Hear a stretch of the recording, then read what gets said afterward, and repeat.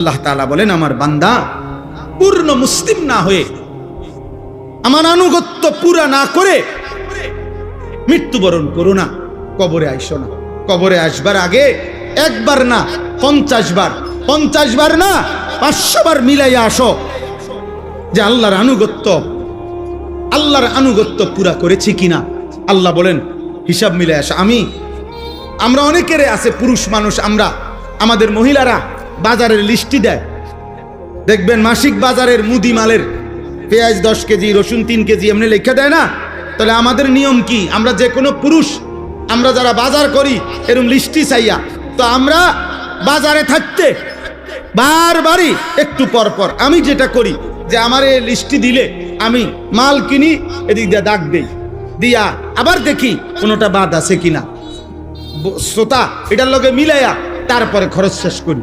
যেই দোকানদারে মালটা দেয়, যেই মুদি দোকানদার যার কাছে আমরা লেখাইছি শ্রোতা লেখায়, মানে এটার মধ্যে ওইও যখন ওই বস্তার মধ্যে ভরে মালটা দেয় সবটি মাইট পা সারলে ওই এটার লগে মিলাই কিনা বলেন, এমনি এমনি কোনা দিয়ে দেয়, দাগ দেয় না, দাগ দিয়ে দিয়া হয়ে বস্তার মধ্যে মালটা বুঝাই দিয়া, এই যে মাল 13টা, এখানে দিছি 13টা, হুজুর এত দাম নেন। তাহলে আল্লাহ তাআলা বলেন, ওয়ালা তামুতুন্না ইল্লা ওয়া আনতুম মুসলিমুন। আমার বান্দা, আমার আনুগত্য, আমার ইবাদত, আমার হুকুম দুনিয়ায় থাকতে মরার আগে মিলাইয়া আইসো, মিলাইয়া ডাক দিয়ে দিয়া মিলাইয়া আইসো, মিলাইয়া কবরে আইসো, নাই তো 1 সেকেন্ডে কবরে টিকতে পারতাম।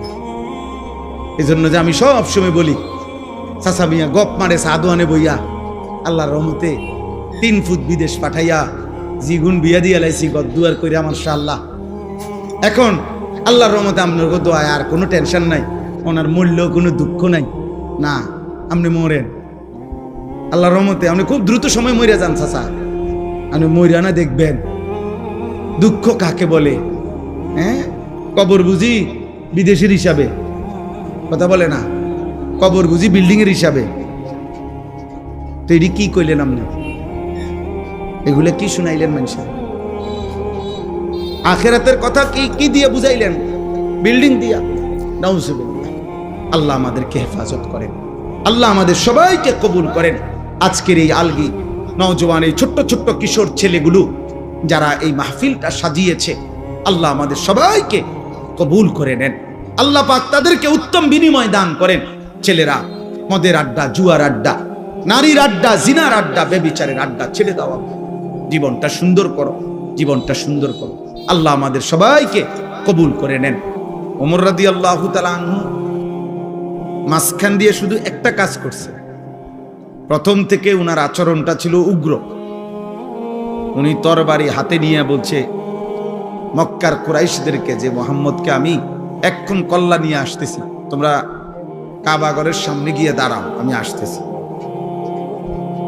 প্রতিমধ্যে শুনছে ওমরের বোন আর বোন জামাই কালেমা গ্রহণ করছে।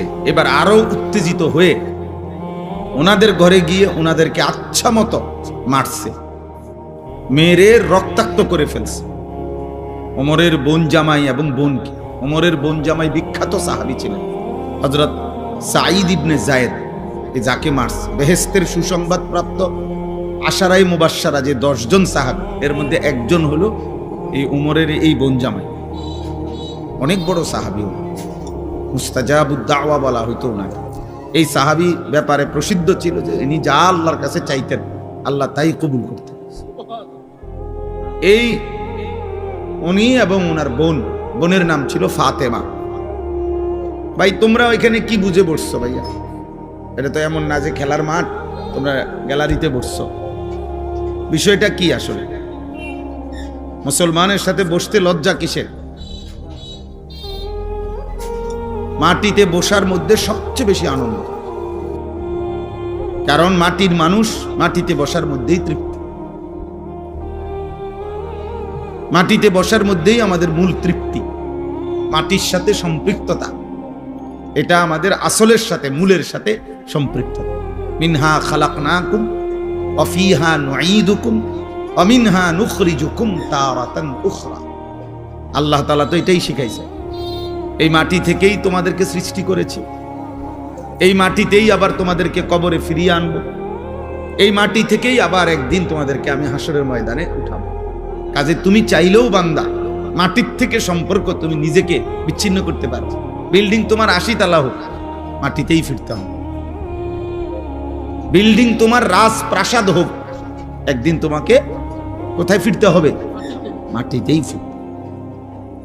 অফিহা নুঈদুকুম, এই মাটিতেই তোমাকে ফেরত নিয়ে আসবে। এই জন্য মাটির সাথে সম্পৃক্ততা, এটা তো আমাদের মূলের সাথে সম্পৃক্ত। এই জন্য মাটিতে বসার মধ্যে কোনো লজ্জাও নাই, সংকোচ নেই। এবং কারণ এটাই আমাদের মূল বাস্তবতা। একদিন আমাকে লম্বা সময়ের জন্য এই মাটিতেই শুয়ে থাকতে হবে। তাহলে বলতেছিলাম যে আল্লাহর কথা যদি মনোযোগ, ওমরের কথা বলতেছিলাম, বোন এবং বোন জামাইকেও এবার আচ্ছা তরে মারছে, কেন? কালেমা গ্রহণ করুন। তাহলে অপরাধের উপরে অপরাধ, পাপের উপরে আরো পাপ।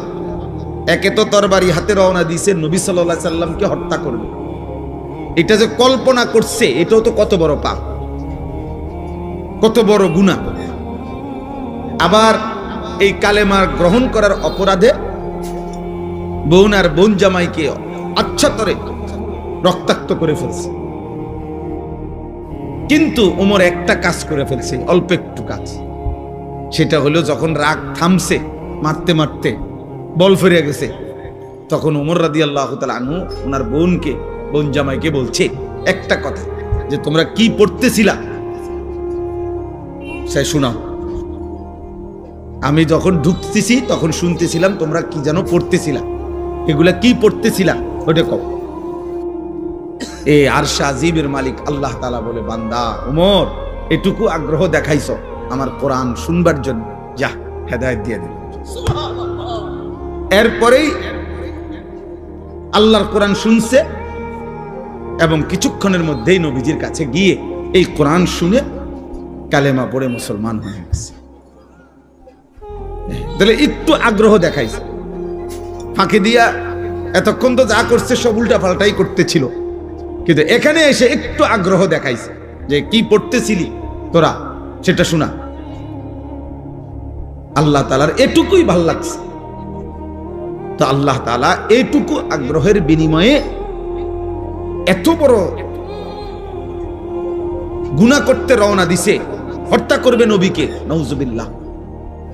এত বড় পাপের সংকল্প করে যে রওনা দিছে, এবং এখনো বোন আর বোন জামাইকে এভাবে মারছে, অন্যায় করছে, কিন্তু ওই যে বললাম একটু আগ্রহ দেখাইছে, আল্লাহর কথা শুনতে চাইছে, আল্লাহ তাআলা এর বরকতেই হেদায়েত দিয়ে দিয়েছে। সূরা তাহা কোরআনের একটা সূরা আছে, ওই সূরার কিছু অংশ তেলাওয়াত করছে। ওমর রাদিয়াল্লাহু তাআলা আনহু বলছে, থামো, আর লাগবে না, যা বুঝার আমি বুঝেছি, চলো মুহাম্মদের কাছেই যাই। তো বোন আর বোন জামাই বলছে, কেন যাইবা? বলছে, আর গর্দান নিতে না, এবার আমার গর্দানি মুহাম্মদের কদমে দিয়ে। এরপরে কালেমা পড়ে মুসলমান হয়েছে। কোরআনুল কারীমের মধ্যে সূরা হুদের মধ্যে আছে, মক্কার কাফেররা নবীজিকে বলতো, মুহাম্মদ তুমি যে আমাদেরকে কালেমার দাওয়াত দিচ্ছ, আমরা মেনে নিতাম যদি তোমার কাছে বিপুল পরিমাণ অর্থ ভান্ডার থাকতো, বিপুল পরিমাণ টাকা পয়সা ধন ভান্ডার যদি থাকতো, তাইলে আমরা তোমাকে গ্রহণ করতাম। কারণ তখন তো একটা লাভের সম্ভাবনা আছিল যে তোমার দলভুক্ত হইলে অনেক কিছু টাকা পয়সা, খাদ্য খাবার বরাদ্দ পাওয়া যাবে। মানুষ নেতার পিছে ঘুরে উপাস থাকার জন্য, ঠিক না? নেতার পিছনে ঘুরে কেন? উপাস থাকার জন্য। খাওয়া, চুরি, যত রকমের ডাইন বাম 9-6 পাওয়া যায়, এই সমস্ত